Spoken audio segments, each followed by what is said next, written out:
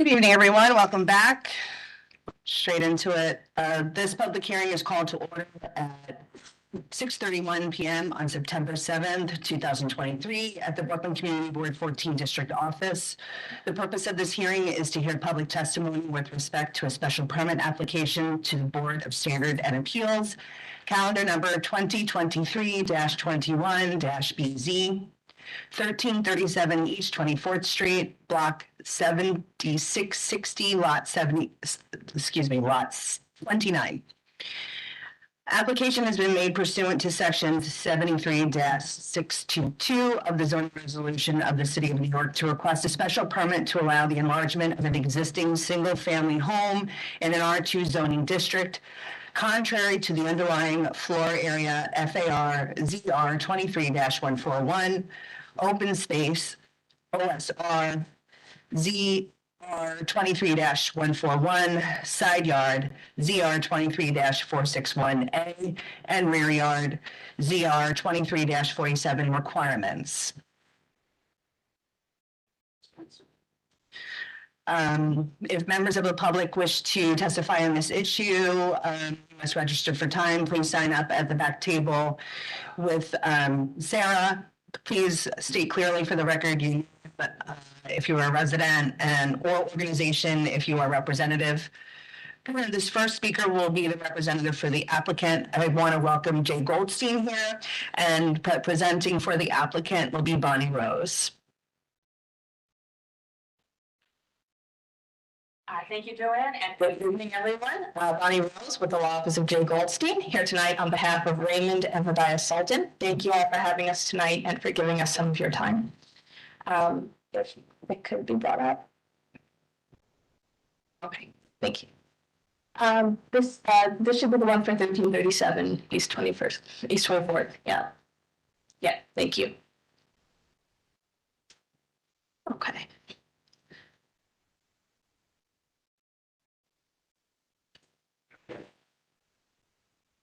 Okay. So the application that we are bringing before you tonight is for an enlargement of the existing two-story and cellar single-family home located at 1337 East 24th Street between Avenue M and Avenue N. As mentioned, the site is in an R2 zone district. It has approximately 4,000 square feet of lot area. Just as a quick housekeeping note, notice for tonight's hearing was distributed to community members within 400 feet of the property, and notice of that was forwarded to the community. Next slide, please. The application is seeking an enlargement of the home at both floors. The enlargement would take place towards the front of the home at all levels, as well as at the rear, the cellar through second floors. To facilitate this, we are seeking waivers of FAR, open space ratio, side yard, and rear yard. The requested FAR would be 0.99, which is below the 1.0 FAR that the board typically requests. The existing side yards are 3 feet towards the north and 10 feet 9 inches towards the south. This application will just seek a straight line extension of those side yards straight back, and just as the southern side yard is compliant, so this will really just be a waiver from the side yard. Additionally, we are seeking a waiver for the rear yard, which is proposed to be 22 feet at our limits. It will be compliant front yard of 15 feet of floors, and normal height of building height, but also be compliant. Next slide, please. And you can see here just the proposed building in context with the neighboring homes. The envelope and building height will be, within that context. Next slide, please. Okay, and these are being requested just to facilitate the interior changes that the owner is seeking. At the cellar level, the enlargement will allow for additional open space. Next slide, please. At the first floor, the enlargement will allow for an expanded kitchen dinette area as well as a foyer. Next slide, please. At the second floor, the enlargement will allow for a master suite bathroom as well as an additional bathroom and a laundry room. Next slide, please.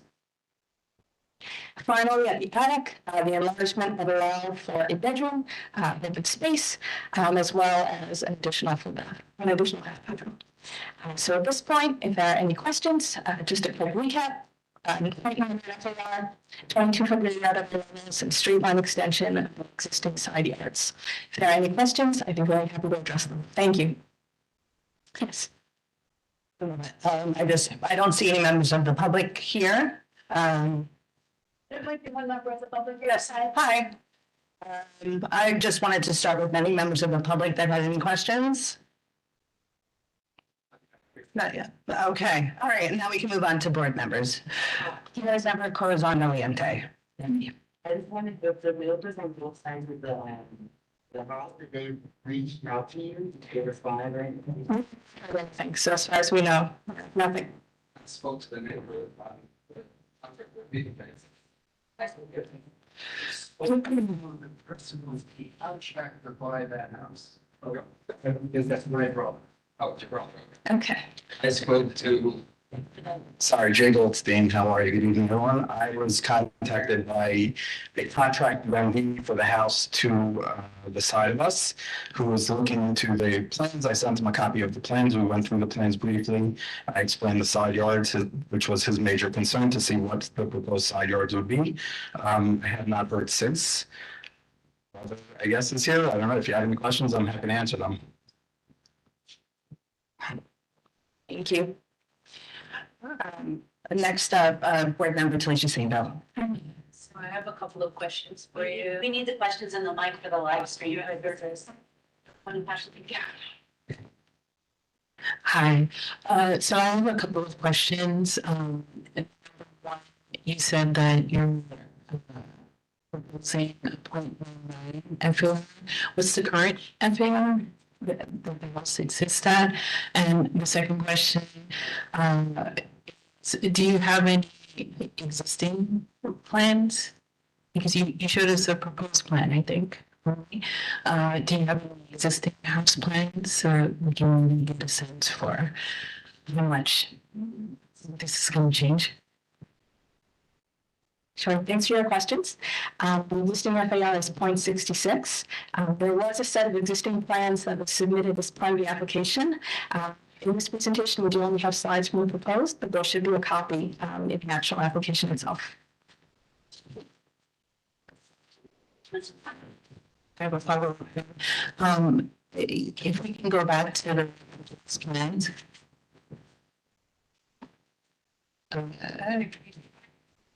The first floor proposed plan. So on this one, is there an indication of expansion on this plan? Well, I think it was a site plan. Sure.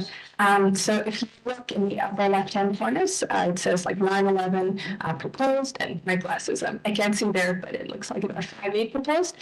So that shows you the enlargements towards the front of the rear. Additional black shading also helps you see what's new construction. So it's a bit easier if you see closer to the front of the plan, like the site plan will give you a better sense of which part's being added. The shading helps as well. So I'm not quite understanding where it says 26 feet 3 inches on the east side of the building, which is the rear yard, right? This entire facade is going to be. Is that what it is? And then the same thing on the front facade. Yeah. So the shading showing exterior walls. The width, the 911 showing you how much it's been expanded. So if I'm understanding your question correctly, that's what you're asking. The 911 shows where the expansion will be. Okay. Sorry. One last question. On the interior, there are post-shade wells as well for the dining room and into the kitchen and the dining at the WC or all those. So basically, you're going to be cutting the existing house, expanding in the front to build out a whole new floor plan. So actually, if you look at the proposed plans, there was a demo retention plan. So as it shows up in the demo retention plan, we are maintaining 50% of the existing home. The interior is gutted, but that's not counted towards retention because the Board of Standards and Appeals looks at the exterior walls. So while the interior changes, as with typical construction, the Board of Standards and Appeals really want to factor those exterior walls. Thank you. Following question, we find board member calling who says on. Okay.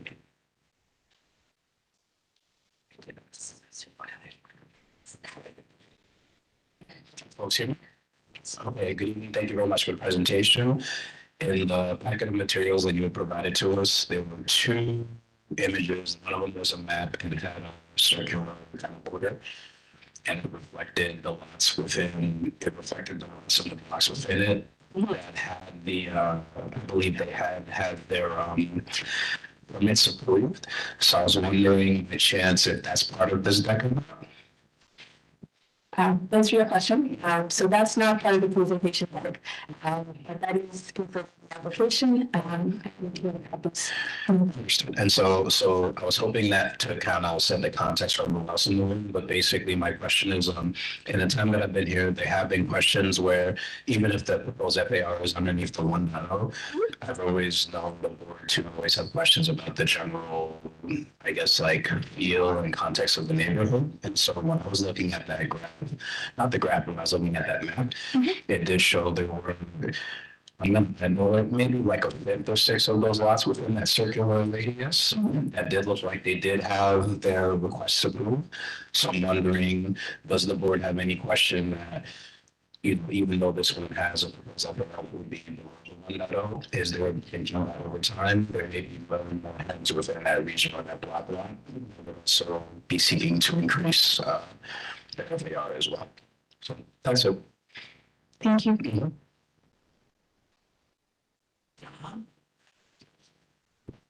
Any additional questions? Board member Steve Cohen.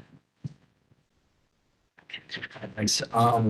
It's two questions, and I'm not sure this might relate to Paul's question, but first, because if there's any sort of 3D rendering, just so we get a visual of what the new one looks like.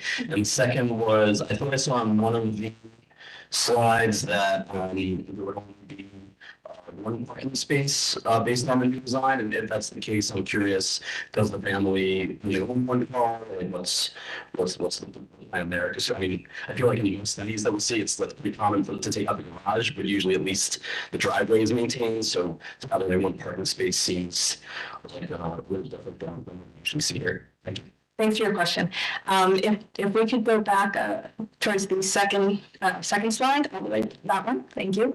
That will give you a sense of what the scale of the building might look like. Additionally, if you look at the elevations in those plans, those are not part of tonight's slide deck, but they are part of those plans that we're doing the application. In terms of car, I'm not certain how many cars the family owns. We do have one existing garage, so I'm assuming we never have a car, but I'm not positive about that. Thank you. Any additional questions? Any additional discussion regarding this application? So we've been operating for the past few years remotely with public hearings for these special applications. And in order to gain consensus, we've taken a formal vote because it's the easiest way to do it online.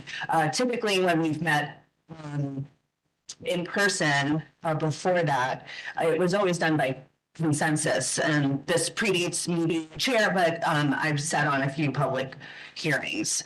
So I'd like to try to go back to where we were, and I would start by asking, does anyone have any objections for this special permit?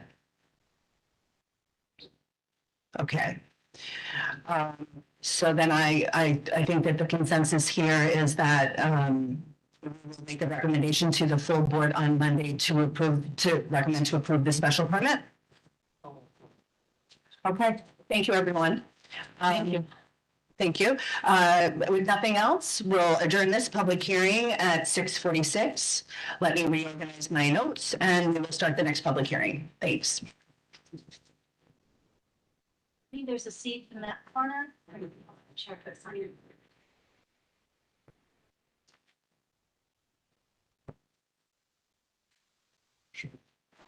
This row is how we have. Good, thank you. Yep, I'm ready.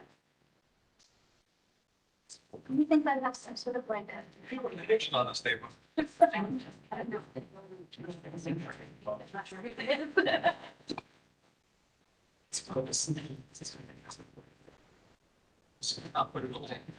set it right where I'm at in the shelf? Yeah. Well, then it's version of the.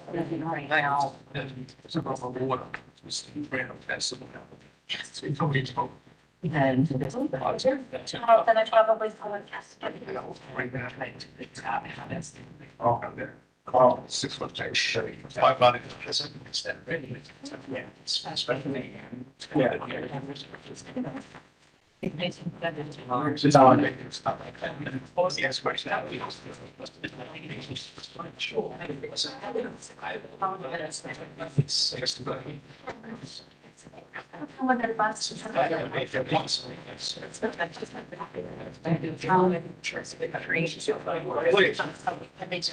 Was this public hearing scheduled for session? I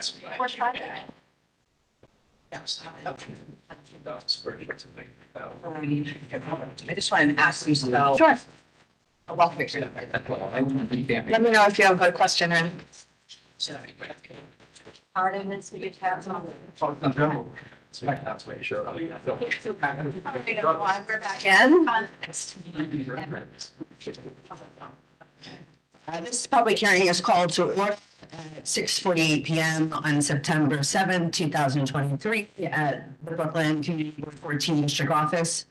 The purpose of this hearing is to hear public testimony with respect to a special permit application to the Board of Standard and Appeals, calendar number 2023-27-BZ, 3199 Bedford Avenue, block 2607, lot 15.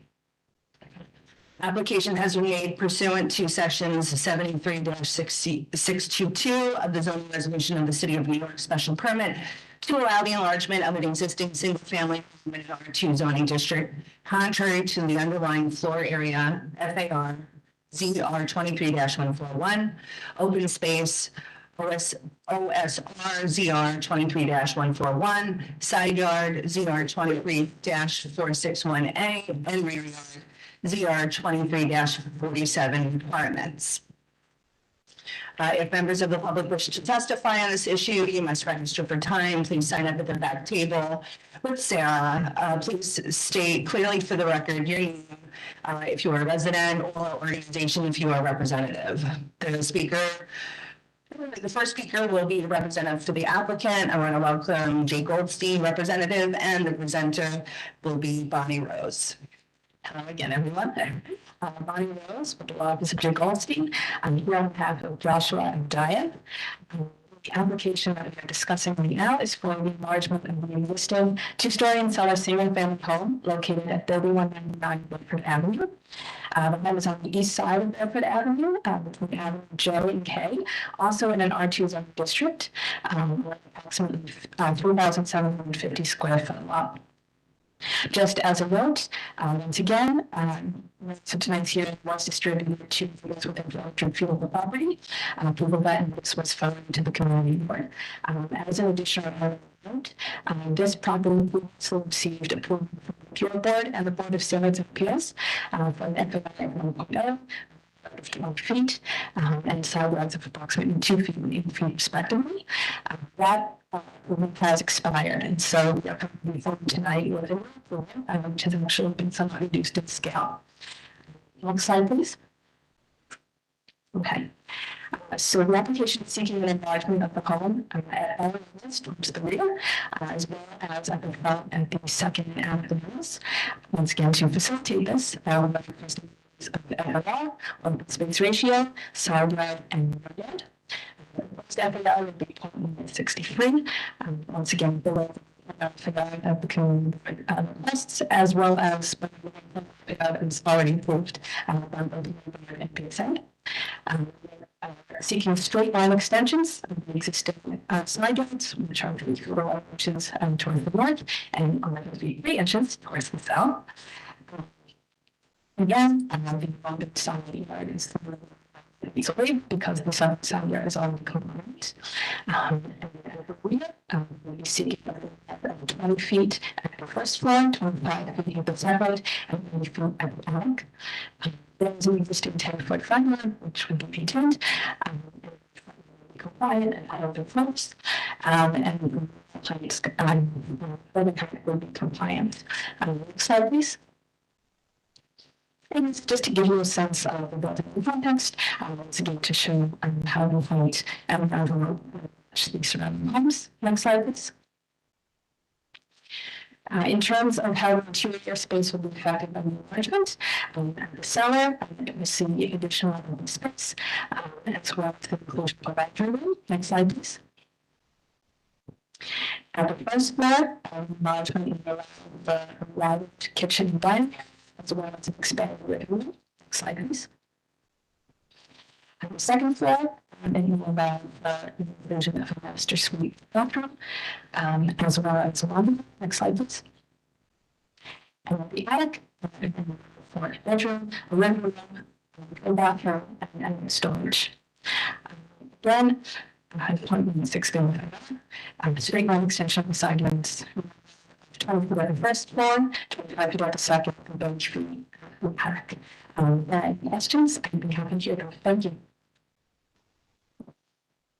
Thank you very much. We'll take the first question. Are there any members of the public that have any questions? All righty, seeing none, we'll take the first question from board member Gregory Alvarez. Good evening. Thank you for the presentation.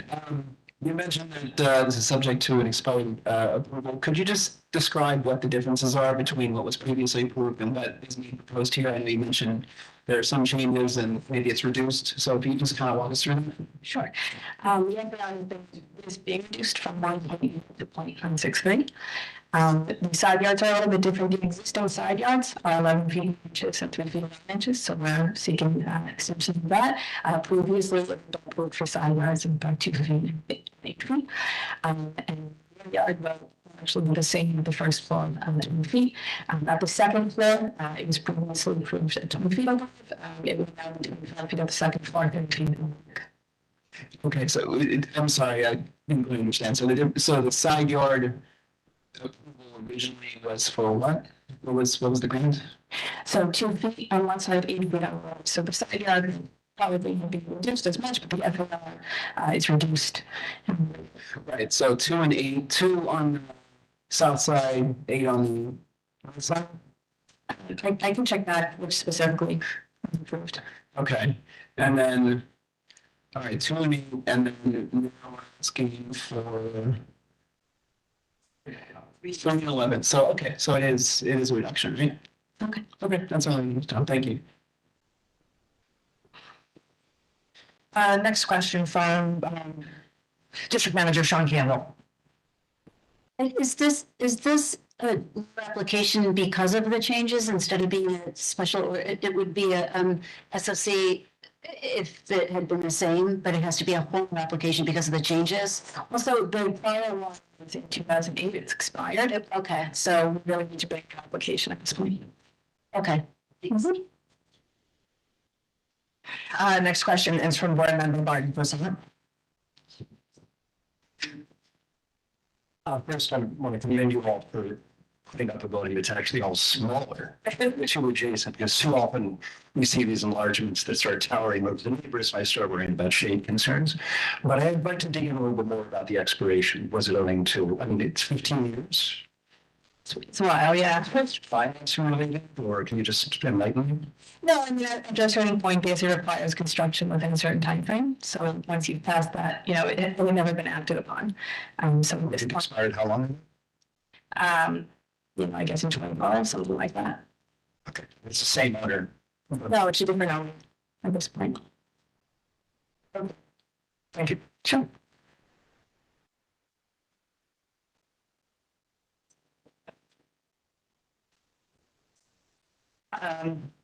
You have a question? Oh, so question from board member Corazon Valiente. I also wondered if the neighbor on the left responded to what you had put out, and was curious about the expiration date. That was why I was also going to ask a question. But it's cool that they got back to you. Like, did they happen to know you guys? Is that how they picked your phone? Like, if they expired a long time ago? Like, how did you pick you guys? So the neighborhood on one side is a synagogue, which I actually represent and which this board approved a variance for. The neighbor on the other side didn't ask any questions, didn't contact us. It's a new one. I wish I had the business where they come to me, but in 2008, I was still in law school. So they didn't come back to me. It's a new one. Thank God we're here. It's good to see you. Thank you. Any additional questions? Yes, question from board member Talisha Sainville. Thank you. So I just have a question, just for clarification. Can I see the plans again, the proposed plans? Which slide? The second floor. So is that bedroom, so the bedroom? Is that the on the right hand side of the drawing? The front, that's the front. That bedroom, is that new? Is that being proposed as new? So there are actually already 3 bedrooms at the second floor. In terms of net addition, the only bedroom that's really being added is the master bedroom. Oh, I see. So that's what's well, but that's at the rear yard. Something. And that's what you're asking. Since that you're asking for that extension to reduce the from to 20. And you got it. So it's approximately towards the rear, and it's part of what we're requesting. Okay, but not the front. No, we're not. So you can find them. Okay, can I go back to the first sheet? Information.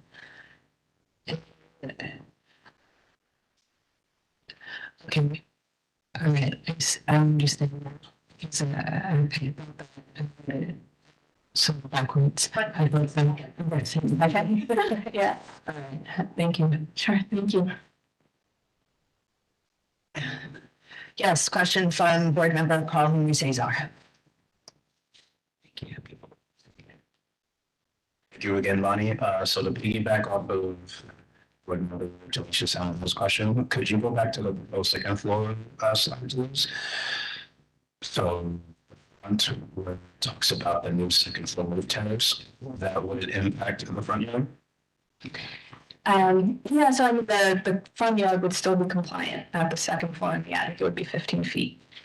So it would change from existing measurements, but it would still be fully compliant. Okay, I should be for that clarity. Thank you.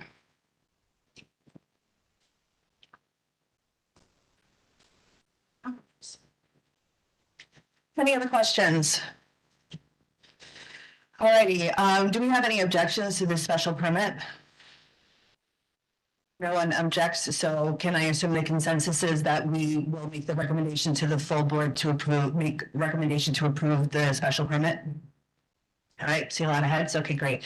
We will make that recommendation to the full board to approve the special permit. Thank you, everyone, and this public hearing is adjourned at 7 p.m. Thank you. Thank you all. Well done. Thank you. Thank you, everyone. Thank you, gentlemen. We'll be right back.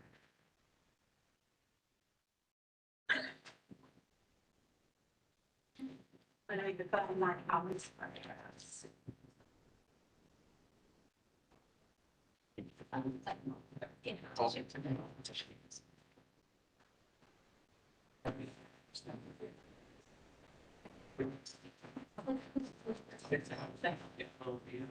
See you.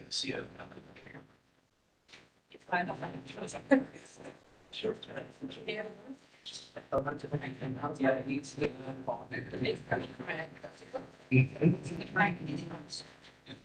Another. Yeah, this is.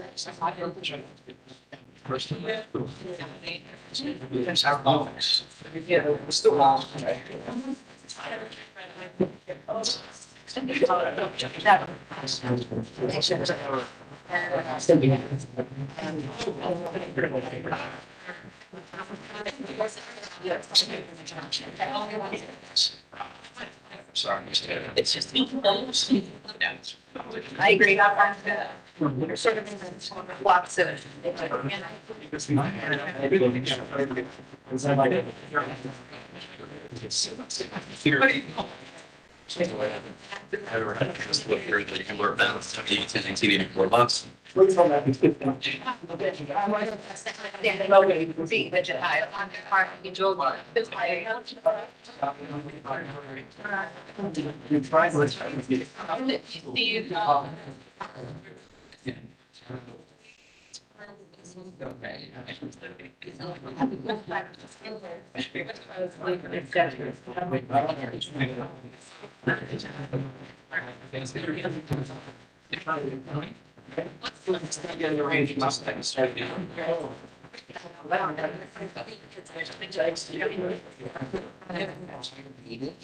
So yeah, McKinsey.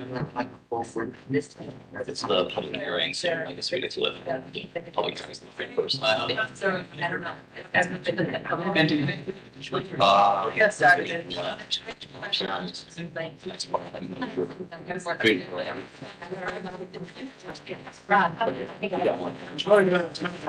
other person here. Once you have location. Waste time to put it. Think about it as a town. You could not have. Yeah.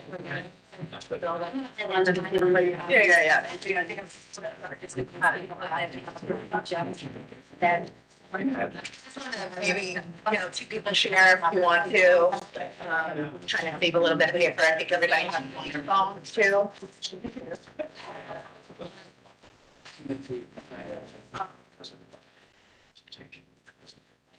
So what we are circulating.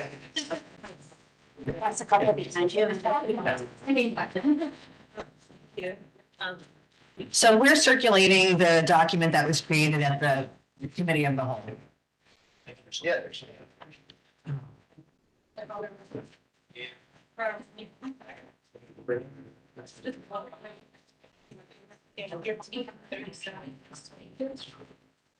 So these are all the names.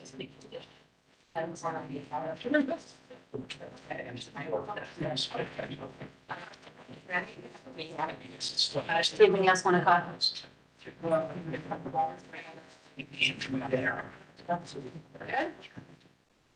Sarah, you good? Oh, I'm good.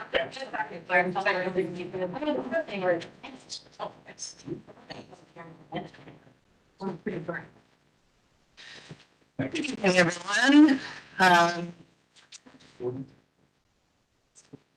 This public hearing is called to order on Thursday, September 7th, 2023 at 7:04 PM at the Brooklyn Community Board 14 District Office. The purpose of this hearing is to invite public comment on the draft recommendations on zoning for carbon neutrality, which will be submitted to the City Planning Commission, which were compiled during CB14's Committee of the Whole meeting that was held virtually on Monday, August 21st, 2023. Board members received the draft recommendations by email for review. A copy was made available to the public on our website. On April 24th, 2023, the Department of City Planning referred out the City of Yes for Carbon Neutrality Citywide Zoning Text Amendment N230113ZR, beginning the public review process. The proposed zoning text amendment intends to implement changes to the city zoning resolution to remove impediments to and expand opportunities for decarbonization projects within all zoning districts and across all 59 of the city's community districts. The Department of City Planning has referred this application to the affected community boards for 60 days. Comments or recommendations on this application were due by July 3rd, 2023. Note that community boards are on hiatus during July and August. This board has engaged with the zoning text amendment proposal on several occasions. December 15, 2022, Housing and Land Use Committee with a presentation from planning fellow Morgan Ruther introducing the text amendment ahead of the public review process. May 10th, 2023, Housing and Land Use Committee with a presentation from planning fellow Morgan Ruther on the findings. June 8th, 2023, there was a public hearing with the Department of City Planning, presented the amendments. June 12th, 2023, general board meeting where we discussed and ratified the recommendations to be submitted as preliminary comments to DCP. August 21st, 2023, Committee of the Whole met during hiatus to organize a recommendation further so that the matter can be ratified at the general meeting of the board Monday, September 11th, and delivered to CPC ahead of their scheduled meeting on September 13th. All of these meetings are available on the YouTube channel for review. To update, we have been informed that the City Planning Commission has canceled their September 13th public meeting. CCN has been folded into the CPC review session as a special public meeting, which will take place on September 11th at 1 p.m. Therefore, the Planning Commission will be making their decision without our final document. I did, however, provide comments at the Borough Board meeting that reflect the views of this draft before us. Those will be included on the Borough Board's recommendation to CPC. Those wishing to ask questions or testify, state for the record your name and organization if applicable prior to giving testimony. Testimony will be limited to 2 minutes. I know that we have a comment that was submitted from the public. I'm going to hand it over to District Manager Sean Campbell to describe that. We received a comment from Jeffrain Lagarde, who actually participated in the community. She expressed some ongoing concerns about solar panel installations. Some of those comments seem to be based on an understanding that they would be required, and so since they are not, I don't think that that has to be part of our concern reflected in comments. Others were really good ideas about educational programs that should go along with carbon neutrality, which wouldn't be part of this application, but we can take that on with the appropriate agencies. And then other concerns are reflected in our comments, such as tree canopy and that sort of thing. So I think that those comments will be reflected or are not, or don't fit into the limits of our comment on this proposal. Thank you very much. I want to note that I received an email from Board Member Barton Prasant, and he included some additions, just grammatical and just, changing some typographical errors. So it didn't change the body of the draft that you have before you, but we appreciate the oversight of my writing. Much appreciated. I'd like to open up the floor to board members and start a discussion if you have any questions on the draft that you've received. Board Member Steve Cohen. Yes, I have two. We'll still start with first one because that one should have covered. And that was the first item under transportation is about fire safety education campaigns pertinent to charging stations. I just wasn't sure exactly what the issue was there because my understanding is most of the fire issues are just related to batteries that have been bought by third parties that just have technical issues with them. I'm not aware of major issues with charging station fires. And this comes from an electric vehicle. So I just want to get clarity on that. Thank you.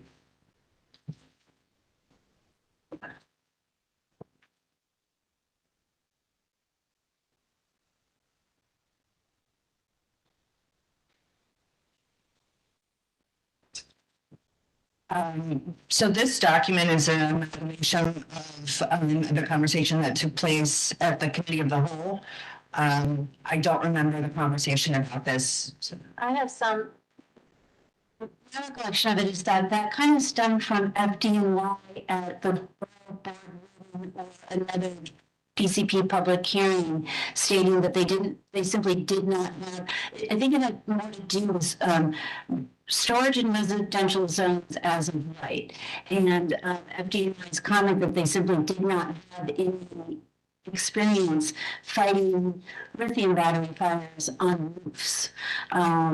So that was where I recall that the concern came from, as of right in residential zone without any sort of prescription as to where it would be as of right at the ground level, interior, exterior, above ground, etc. So then is the request that, extrapolating from storage on roofs and concerns of safety based on the fact that FDNY had no experience fighting, battery storage on roofs, we are reflecting this same concept onto the ground? That I don't know.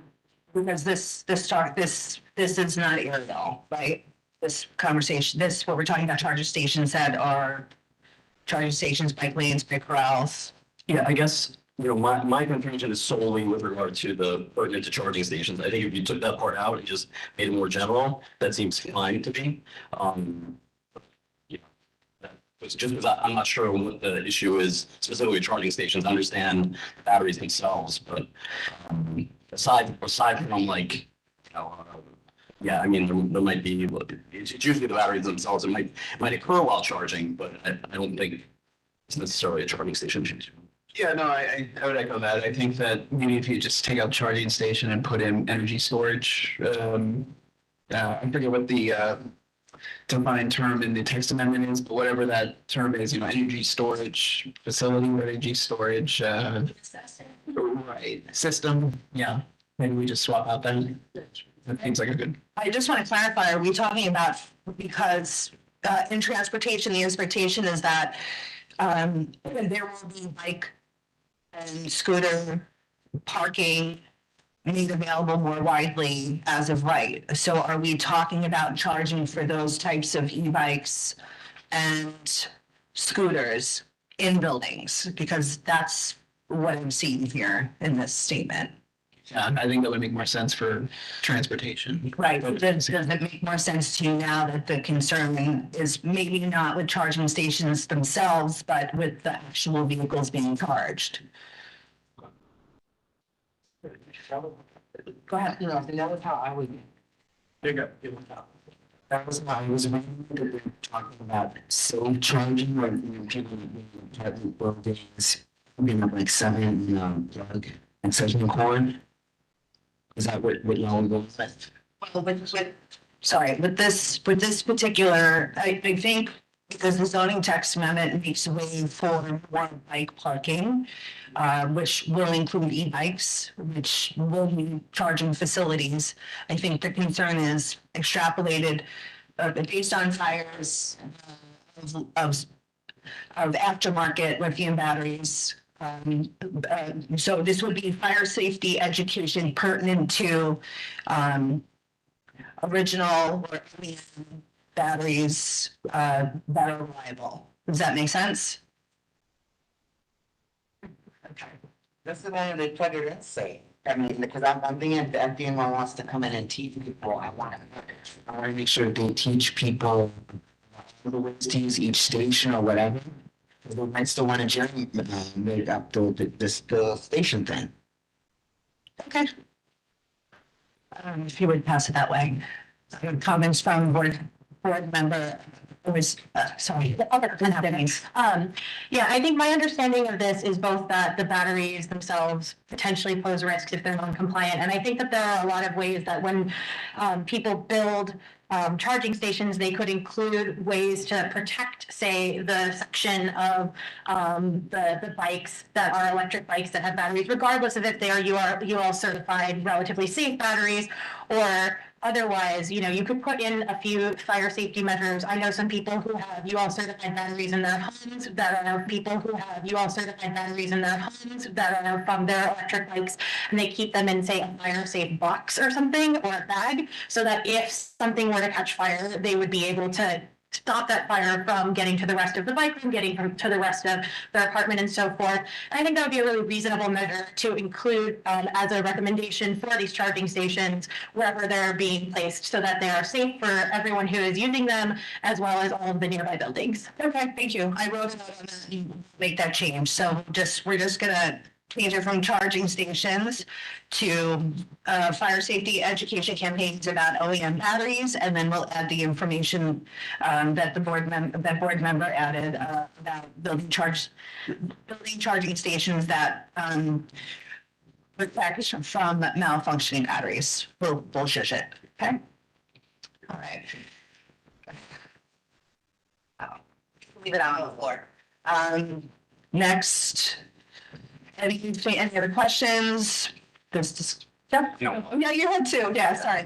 Yeah, well, I wanted to deal with it one at a time. Yeah, so the paragraph that comes right before energy, it deals with, I don't know, foreign labor practices, human rights of workers around the world.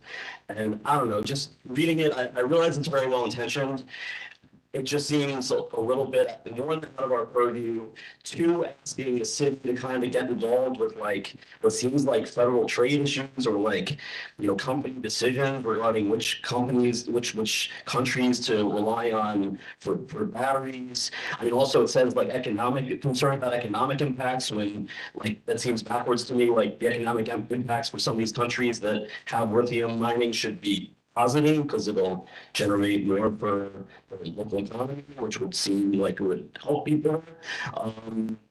And like, I don't know, you know, it seems like it's like trying to say like, oh, you know, this might benefit us locally, but it'll have negative impacts otherwise, but it also isn't comparing like, oh, well, there's currently we rely on fossil fuels, which, you know, there's fracking, so there's negative impacts to that. So, I mean, it just seems, I would think, you know, we should be concerned with our local residents, and it seems like electrification is good from a local standpoint because there's just less emissions, so we're breathing in less, you know, bad stuff on a daily basis.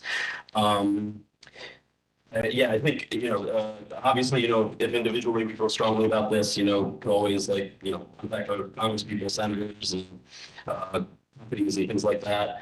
But it felt outside of purview. I mean, like, you know, to me, it's like, with regard, you know, based on the fact that we just had these public hearings, it would be like, you know, we sat there in the public hearing asking them, you know, what materials they're going to use and, you know, where they're built and, you know, what, you know, potential human labor implications could be involved. It just seems like outside the scope of what we're usually doing here. So that was my reaction. Thank you.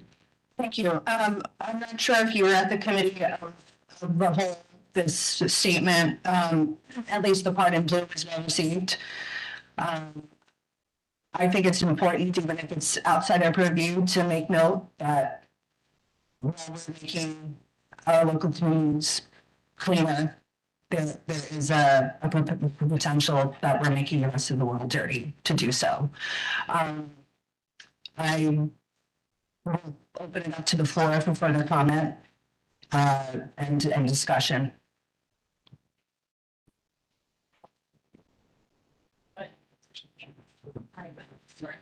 No problem. Hi, yeah, I believe I agree with Chairman Brown on this, and I would note that as we kind of centralize maybe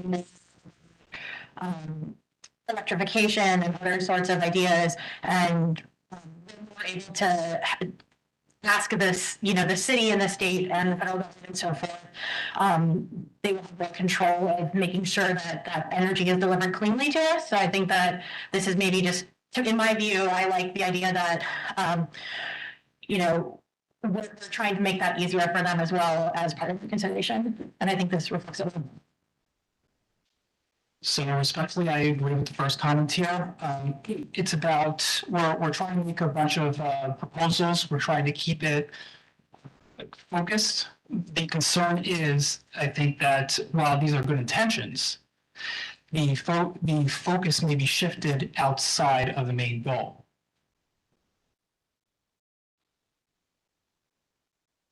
Okay, am I speaking? Yeah. It's just on this, here, it's on this. Since you're passing the mic around, just introduce yourself. I beg pardon, President, board member. That's about what I was gonna say. I got it. There's a compromise here in that I understand what Steve's saying about the verbiage being overly broad. And I understand the points about we can't micromanage the relationship between the city and the rest of the world. But is there some way that we could focus our request on the city? Because the city does take a number of initiatives to put it in line with global good practice on this. So if we do something specific, wherein, there must be an offset or something, or certain programs that one of the various agencies or council members has been promoting that we think would be a tangible request. I think that might solve a bit because we're sort of tying ourselves to general concepts. But if there is a compromise, I would suggest that it be somewhere in the realm of tying ourselves and recommending specific policies that may already be on the board. Table.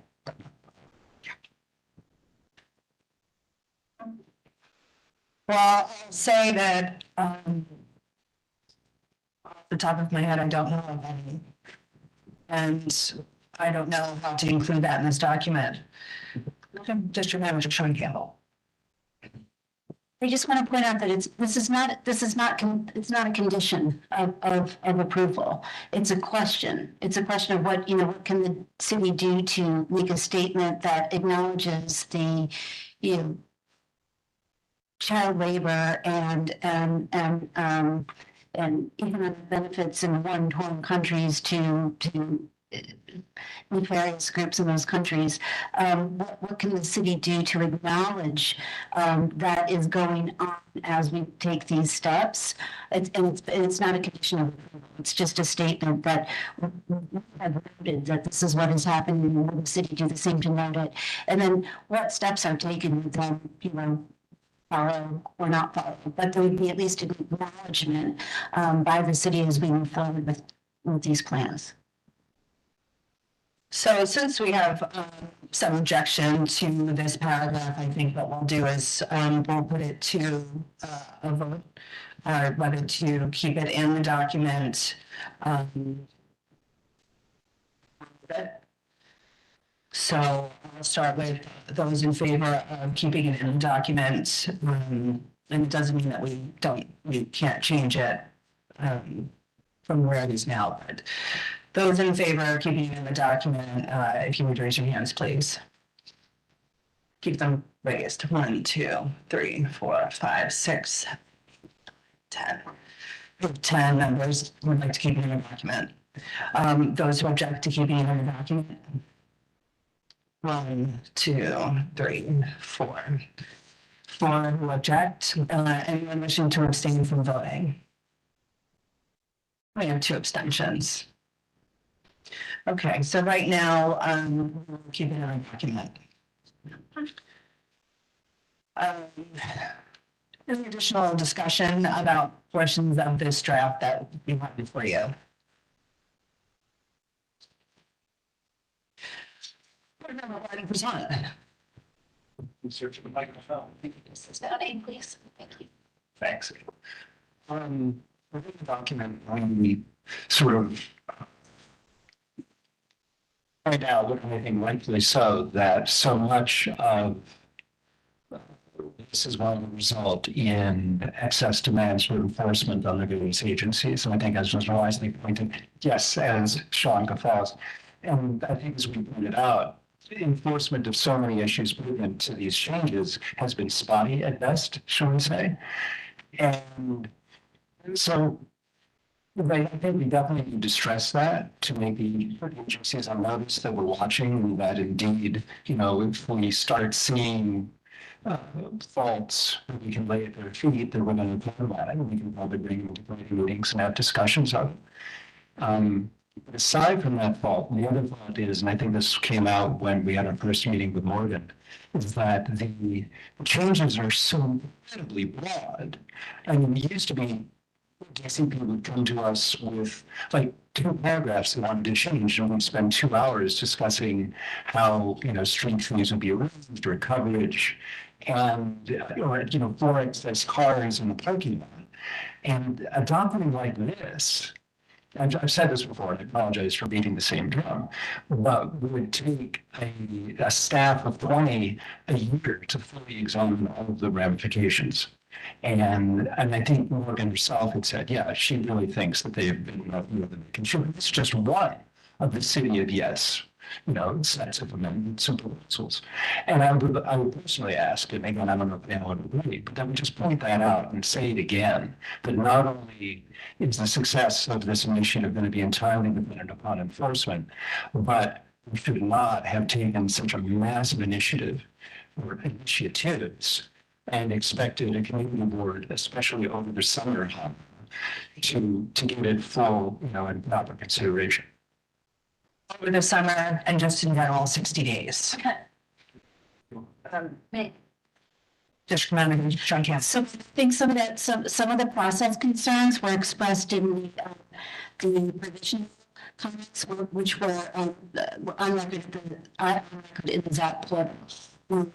I think that the second to last paragraph under the conclusion does note those concerns, but I hear you on. I could add, and I think it might be somewhere, maybe somebody recalls reading it somewhere. I was just giving a looking for it and I didn't see. I think the example that I like to use is that if DOB were to enforce curb cuts. So that's I thought that was a way of demonstrating what enforcement could yield. And if they're not doing the stuff that's on the books now, it's hard to make a leap of faith that this will be impactful without enforcement all the way around. Okay. So that means, does that satisfy it or just something else? Yeah, I mean, I don't know, want to raise it a little more, maybe higher, but if you're satisfied with very, not as if it's going to make a difference, sadly, but. Never know. Yes, Carl Henry says our board member. Good evening. So one small thing. The top of the various says cartoon instead of carbon. Yeah. City of yes for cartoon neutrality versus carbon. Just a city of no or city of yes.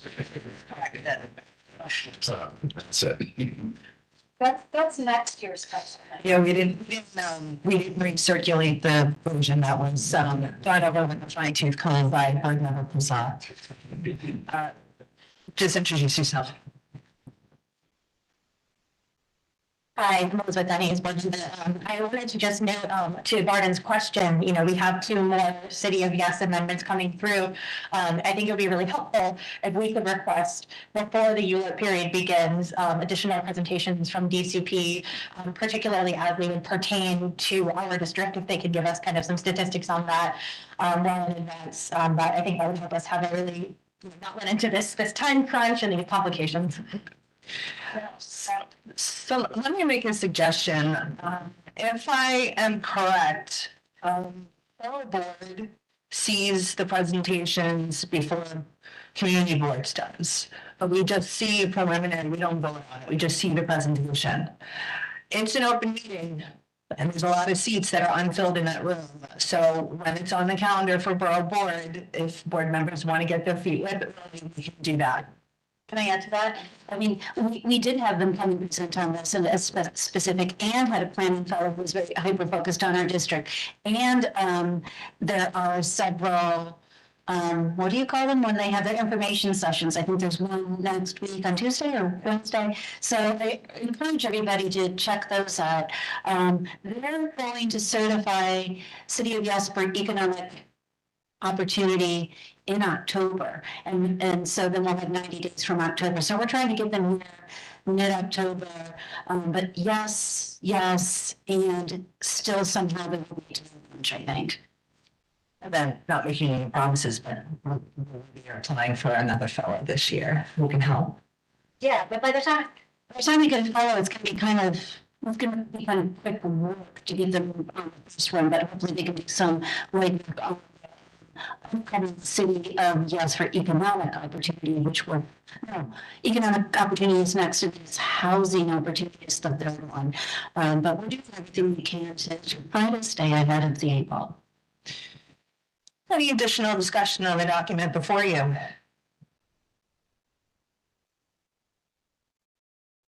Seeing none, do we have any objection to with the changes that were recommended specifically to the area of the first paragraph under transportation as previously described, as we will correct that, the typo at the top? All of our line sketches. Are there any objections to, yeah, So I want to find out if this is gonna be finished after what typically happens. so because we had a committee of the whole meeting, because it was August, we were able to make this document actionable. What we were able to do was make a recommendation to this public hearing and this draft document. Public hearings only make recommendations to the full board. We can't ratify anything. So during this year's report at a general meeting on September 11th, we will ratify this, but with the full vote of the board. So yes, it will be after they will have met, but we'll have done it to the record, we'll upload it to the system, and we'll make them aware that we want to document that you screwed up. So okay. Thank you. One other thing on that side, I also had a proper fit this morning and asked them to delay this to the October meeting. I don't know, and I don't think they would do a on camera, but I did call Councilmember Farrell Lewis, who's on the Youth Committee, and brought this to her attention and let her know that there was a change in it that had been publicly announced to be scheduled for September 13th, and it was going to be held on with zero announcement. We just simply put a September 13th meeting is canceled on our schedule on our website.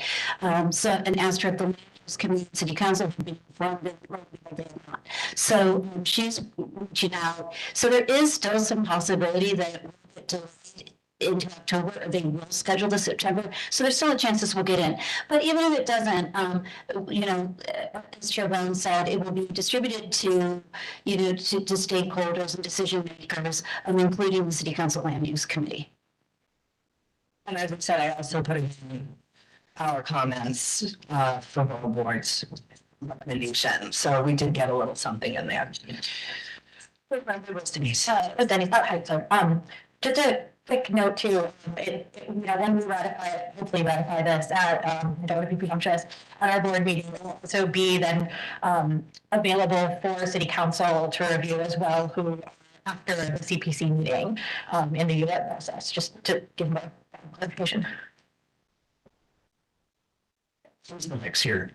Greg and I had a brief discussion about this word, which I call the weasel word, accessory use, which seems particularly vulnerable to broad definitions of abuse, potential abuse. So, to Greg, there's some kind of way we can constrain that by suggesting that the word accessory use be preceded by accessory use or community beneficial accessory use. And he said there's actually no precedent for that sort of thing, which I'm familiar with. And I just thought I would put it out because it's the first time I mentioned it to the general group, and just curious if there's some way we can sort of verbally constrain the potential use of accessory use to be. So do either of you have an example of what a critical accessory would be, a community accessory would be? Greg, can you help me ask that? The numbers, yes. Yeah, I did speak about this, and I think it is a good idea. The question would be though, basically it would fall somewhere in between garden variety accessory use, and then the question is, okay, we create this separate use category. It's not a permitted use. Is it a special permit? Maybe.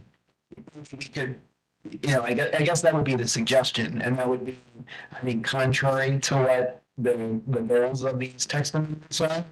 So to try to craft it and fit it in, I think it would be difficult, but we do have language, statement that talks about the definition of accessory use and how it is expansive. So, another route could be to simply say, well, wait a second, should these really be accessory uses and they should receive, additional attention. But, in terms of being consistent with the overall support for the amendments, at least in what they're trying to accomplish, but on the other hand, without roadblocks that they prevent it from being easy, but an easy jump to decarbonization of buildings, particularly when, there's law 97 is kicking in a couple of months. So, yeah, I mean, I definitely, sympathize with the approach, because, I had my own, reservations, in terms of how they were trying to characterize it, they created this 10,000 square foot size as sort of a cookie cutter, one size fits all. But, to completely exclude it and throw it back into a ULO process or something like it, I don't know. I mean, I can open up to the group to see what people think, but, it creates a conflict, I think. So under overview, the third paragraph, we talk about some portions are prescriptive, many other elements of the proposal will be vague to allow for flexibility in terms of new technologies. Would this be an appropriate place to talk about the overuse of the word accessory, and perhaps there needs to be more specific groups of accessories? Yes.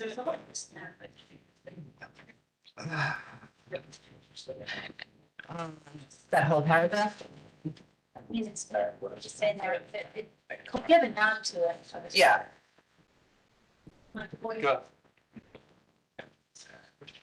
Everyone knows, so this is, I think to Brandon's point, I think the third paragraph, an overview covers that, because that paragraph basically builds the case that it seems that it's a random distribution of parts that are prescriptive. And I think this conversation about the definition of an accessory use. So I don't think we necessarily need new language. I think part of the directive about was something I didn't think about, but it just, I think this paragraph already covers that. And I think it's also covered in the conclusion. It hits the point again that the devil's in the details, and that we support the intent. Questions about the implementation. To that extent, Board Member Broussard, Board Member Alvarez, do we feel like we need to add additional language, or do we feel like we have gotten added? I have a suggestion.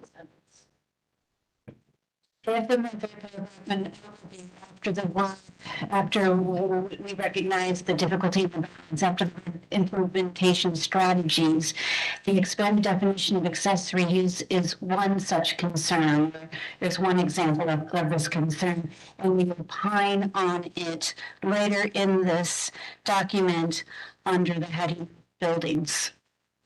And under buildings, that's what we say, as to accessory, the expanded definition, et cetera. It's just nice that if we see. 2 bites of the apple, you want. All right, any further discussion on this matter? All right, so any objections to making the recommendation to the full board to accept this as our final and well-fought attempt to make sense of City of Yes carbon neutrality text amendment? Seeing no objections, then the consensus is that we will make the recommendation to the full board. I thank everyone for being here tonight. This public hearing is concluded at 7:40 p.m. Thank you.